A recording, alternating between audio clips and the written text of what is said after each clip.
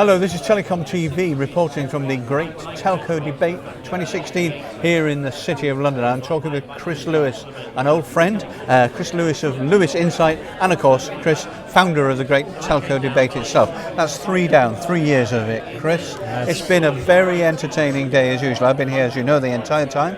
I've watched the debate and seen the debate, but I'm going to ask you, what do you make of it? How did the day go, do you think?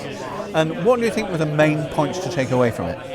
I think what we try to create with the telco debate is a quick, a fast-moving, interactive thing where nobody gets more than 10 minutes to talk, and encouraging interaction from people from the floor, which was fantastic because we have not only we have telcos here, we have many different sorts of suppliers, of course the independent analysts, a couple of lawyers thrown in there for the mix. We even had an economist this year, and I think that for me was one of the highlights when we started the debate off with Mark Gregory from EY, given the economist view of what's going on with value creation, value destruction. And we followed that with Marcus Weldon from Nokia and Bell Labs with his view about what the technology can give back and put into the system. Then we went into some of the other stuff around, of course, customer experience and IoT and 5G, but it all knitted together very well. And I think it also just made people think. The aim of the telco debate is to give people extreme views of the topic so they then think differently when they go back to do their day jobs. What I enjoyed The Economist very much. Very interesting to see somebody who said, "Look, I'm not in the telecommunications, but I am an economist, and this is what I think." What I did find very interesting was the number of times that people talking about classic telcos and saying it's time to dump the legacy. What did you make of that?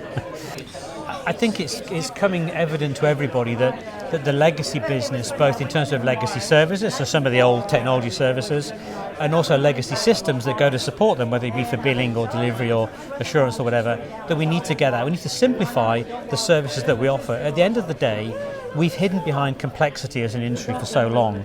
We tell everyone how complicated the technology is. It's time to simplify it because we need to deliver the broadband, both fixed and mobile, to people, to businesses, to households, in order to support all of the activities. Whether the telcos deliver the other activities or not, we've got to simplify. We've got to make the offering simple, of course pricing simple. We've got to make sure that we support the rest of the digital activities. Another thing that was talked about a lot, and which is evidently change and I know from last year, is IoT and the approach to IoT. Again, a sea change. Why? What's happening? I think the sea change is because there was a lot of industry hype. We talk about the hype curve a lot, and people talked about how many trillions of devices. The numbers are irrelevant because actually what came out in the discussion today, both from Tim Devine at PA Consulting and Phil Skipper at Vodafone, was there are real business cases here. Most of it is about saving money, about making things more efficient, but actually there are real cases, and whether it's talking about local government, healthcare, about, of course, manufacturing, about services, they're all real cases now. I think what was fascinating was that actually within a smart city environment, in terms of supporting the police, in terms of supporting the emergency services, and that healthcare tying together, especially for the UK, where we're looking at healthcare and social care together. These are really powerful arguments, and we do need government involvement. Yes, we might need some regulatory involvement, but this is real IoT, and I think eventually we'll stop thinking about IoT at all. We'll just think about how do we build much better connected business models. Another area, and which is one that I'm certainly going to nick from you and use, is your notion of the software-shaped telco rather than the software-based telco. Why the difference? It's a subtle difference. Why, and what do you mean by it? What I mean by it is that of course, telecoms organisations, there of course is hardware. There's massive amounts of hardware involved. There's massive amounts of ducting, of building networks, constructing it across the country, cities and rural and so on.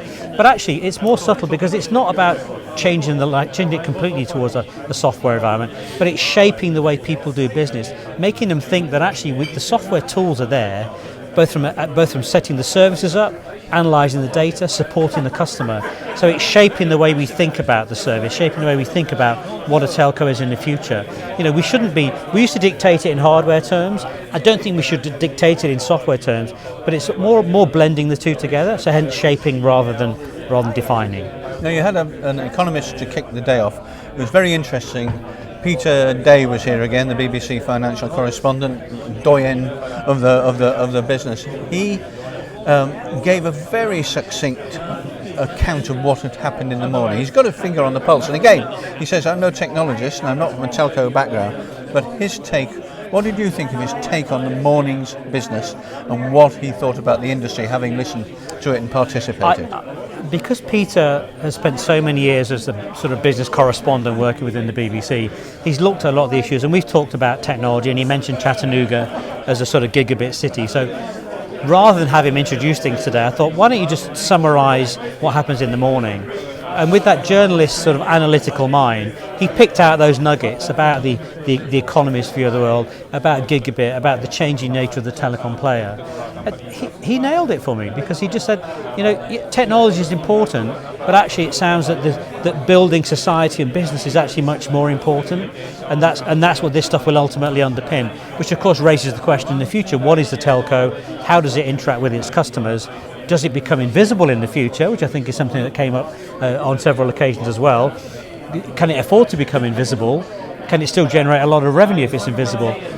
It's a great question around the future of the industry.